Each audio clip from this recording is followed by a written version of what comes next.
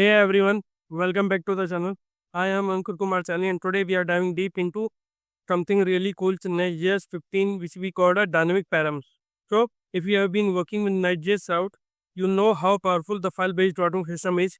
But when Next.js 15 things give even more flexible thanks to dynamic params, this feature gives you fine-grained control over dynamic routes, help you handle scenario like optional segment, catch-all route, and even controlling which dynamic segment should or should not be pre-rendered. In this video, we will break down what exactly dynamic params are, why they are important in Next.js 15, how you can use them in your route to create more dynamic, optimized, and a scalable application. Stick around to the end because I will show you the real project examples and some tips to avoid common pitfalls when using dynamic params. So, are you ready? Let's jump in. So, previously we have learned about the generate static params.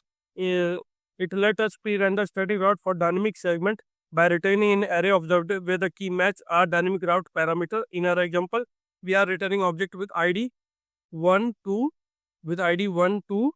and 3, which means Next.js will pre-render product detail page for these 3 routes at build time. Pretty straightforward, right? But here is a interesting question. What happens when someone try to access a product page with an ID that is not in our generating static params function list, like product with the ID 4? Because here you can see we have only the ID 1, 2, 3, not the 4 and 5 so on. So how will Next.js has got us covered with it will still render those pages not just in advance, instead it statically rendered them at runtime. Let me show you what I mean to say. So here you can see we have a generate static param, and inside this we have the returned object ID 1, 2, 3, 4. So let me start our server npm run dev, npm run start, and we visit the localhost with our /product 4. As here you can see that we have 1, 2, 3 as the dynamic ID for rendering static content.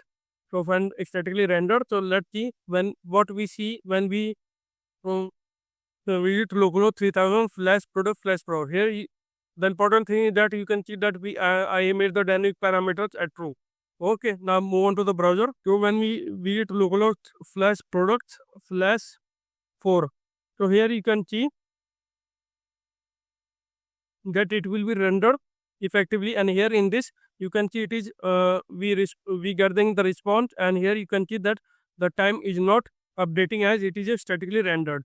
And if you move on to the Visual Studio Code, and if you go to the build folder under the build folder, so here you can see that here you can go to server app product and inside app product folder you can see 4.html file over there. Now this is how, as you can see that there is no ID 4 was mentioned inside the get static parameter, although we are getting the 4 as a render as a static content. What if we rendered the fifth HTML? So here, for example, here you are not able to see the 5.html, 5.meta or 5.rc. So when you visit the localhost 3000/5, so let's see what we see on the browser. So now let visit localhost /product /5 /5. So here you can see 5 is 200 responding, and if you reload this page, here your time is not updating. This means that it is dynamic rendered. If you go to the browser, so here you can see the 5.html, 5.meta and 5.rsc. Although you are also see that 500.html, it is by mistake I have added 500, so I just remove it. And if you can see that the ID which are not mentioned under the generate static params will also rendered as a static content, as a static rendering of ID 4 or 5. Now let's move on to the slide, and I want to show you some information about dynamic params. You can see that in dynamic params control what happens when a dynamic segment is visited that was not generated with generate static params. I shown in you the example that in the generate static params you have only the 3 objects we mentioned the dynamic ID as 1, 2, 3. We although don't have 4 and 5, although we are getting 4 and 5 as the content because we are passing the dynamic param on top of that as true, which means that Next.js will statically render page on demand for any dynamic segment not included in the generate static params. So as you can see that generate static params only hold 1 to 3, although they are dynamic value, and when we visit localhost 3000/product/4, which is also dynamic segment, due to the value of making dynamic parent as true, the NetJS will statically render page on demand.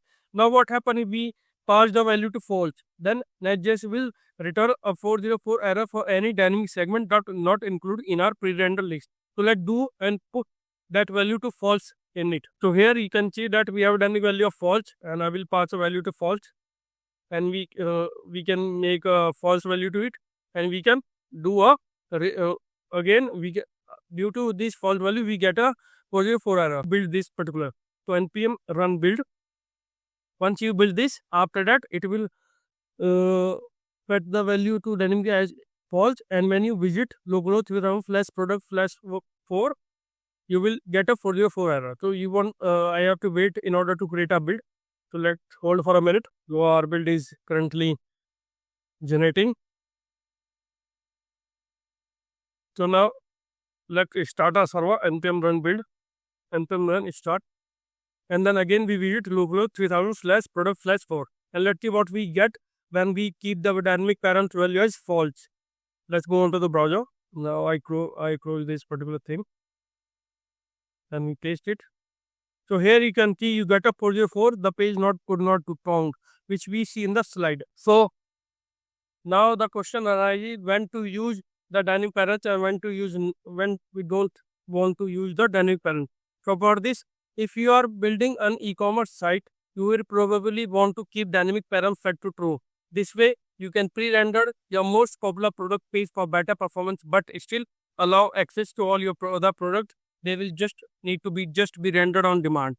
So for when you are building an e-commerce, you can set your dynamic parent to true in NetJS application. Now what if we don't want to use the dynamic parent? We need to set it to false. And in this, if you are working with something like a blog post where you have a smaller, more fixed number of pages, you can pre-render all of the set dynamic parent to false. If someone try to access that particular URL or blog post that doesn't exist, they will get a clean 404 error instead of waiting for a page that will never exist. So here this is all about dynamic parent in this video.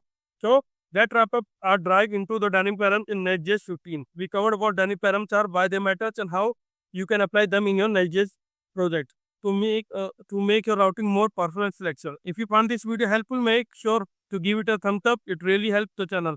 And if you are new here, don't forget to subscribe and hit the notification bell so you never miss out on future tutorial tip and deep dive into modern web development. And if you have any question or want me to cover another NetJS 15 topic, drop your thought in the comment below. I am always here to help. Thanks for watching, and I will catch you in the next one. Thank you.